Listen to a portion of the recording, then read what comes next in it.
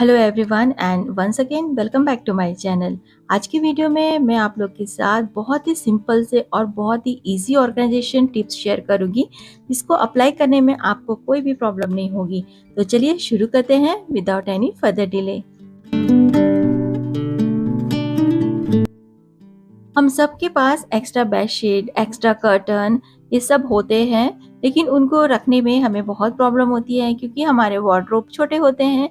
तो एक्स्ट्रा चीज़ें हम कहाँ रखें। अगर आपके पास इस तरह बड़ा कार्डबोर्ड अगर होगा आपके पास तो उसे आप यूज़ कीजिए, लेकिन हम अगर ऐसे ही चीज़ों को रखेंगे तो वो डस्टी हो जाएंगे और गंदे हो सकते हैं। तो उसको आप उसी प्लास्टिक में रखिए जिस प्लास्टिक में वो आया था। जैसे कि ये कर्टन्स है, मेरे ये कर्टन्स इसी प्लास्टिक में आए हैं, तो मैं एज इट इज इन्हें इस तरह कार्डबोर्ड में रख दे रही हूँ। और अच्छे से आप कार्डबोर्ड को ना सेलो टेप से आप कवर कर सकते हैं। तो ये एक आइडिया हो गया। और दूसरा चीज, अगर आपके पास कोई भी एक्स्ट्रा लगेज जो खाली पड़ा हो उसको भी आप यूज कर सकते हैं इन चीजों को रखने के लिए। जैसे कि बेडशीट, कर्टन्स या हमारे पास कारपेट्स वगैरह होते हैं, उनको भी आप इस तरह से रख सकते हैं। तो कोई भी आपको एक्स्ट्रा जगह बनाने की जरूरत नहीं पड़ेगी। इस तरह आप अपने कोई भी लगेज को या सूटकेस को यूज कर लीजिए। आप एक्स्ट्रा चीजों को कहीं भी रखें, कोई लगेज यूज करके या कोई भी कार्डबोर्ड बॉक्स यूज करके, लेकिन आपको फ्यूचर में याद नहीं रहने वाला कि आपने कहाँ पे क्या चीज रखी है। तो आप इन सबको लेबल जरूर कर दे। कोई भी आप कपड़े लेते हैं ना, उनके टैग को आप फेंकिए मत। टैग्स को आप इस तरह से ऊपर में कोई भी प्लेन कागज को लगा के, और जैसे आप कोई लगेज में आप सब सामान रखे हैं, उस लगेज के अंदर जो भी चीजें रखे हैं उन सब को आप इसमें टैग में आप लिख दीजिए। और उसके बाद रस्सी या जिप टाई से इसे यहाँ पे टाई कर सकते हैं। आज कुछ टिप्स मैं आपके वार्डरोब के लिए शेयर करने वाली हूँ। तो शुरू करते हैं नेल पॉलिश के साथ। हमारे पास कई तरह के नेल पॉलिश होते हैं, लेकिन अगर हमने इसे टाइम टू टाइम डिक्लटर नहीं किया तो ये फालतू के फालतू हमारे पास जमा होते रहते हैं। तो आज मैं यही काम लेके बैठी हूँ। जो जो नेल पॉलिश सूख गए हैं उनको मैं अलग बास्केट में रख रही हूँ, और जो नए और अच्छे हैं उनको मैंने एक ब्राउन वाला बास्केट यूज किया है, जो कि लेंथ में थोड़ा लंबा है। तो इस तरह से मैं अरेंज कर रही हूँ। ये सारे नेल पॉलिश मेरे इस तरह से अरेंज हो गए हैं।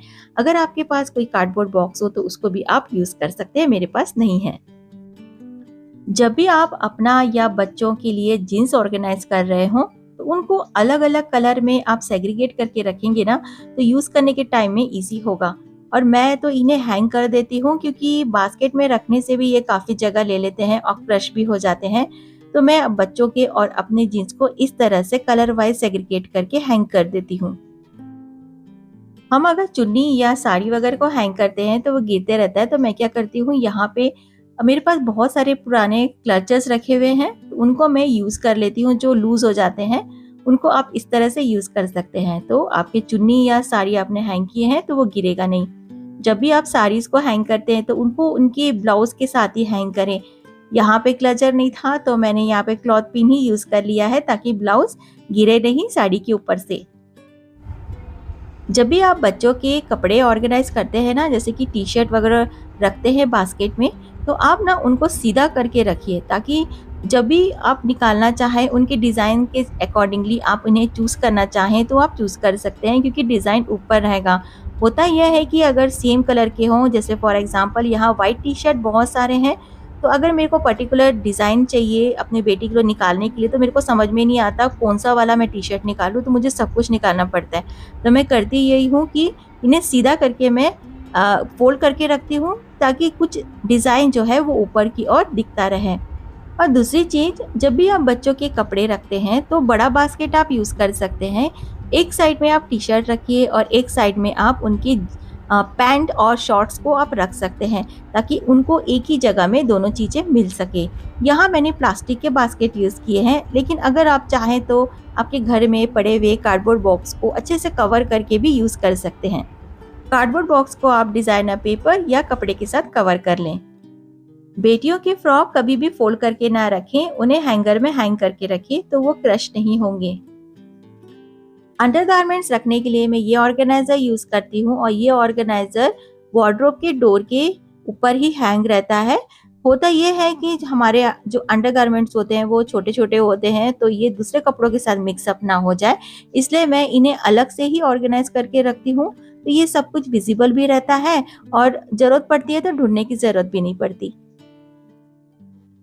और जो भी टेल्कम पाउडर और परफ्यूम वगैरह रहता है उसको मैं इस तरह बास्केट यूज करती हूँ रखने के लिए। अगेन मैं कहूंगी कार्डबोर्ड बॉक्स है तो उसको आप यूज कीजिए। जब भी आपको लगता है ना कि आपके कपड़ों में स्मेल आ रही है, स्पेशली बारिशों के समय, तो आप जहाँ भी आप रखते हैं ना अपने कपड़े, जैसे कि बास्केट या कार्डबोर्ड बॉक्स यूज करते हैं, वहाँ पे कुछ लौंग को बिखेर दीजिए तो स्मेल नहीं आएगी।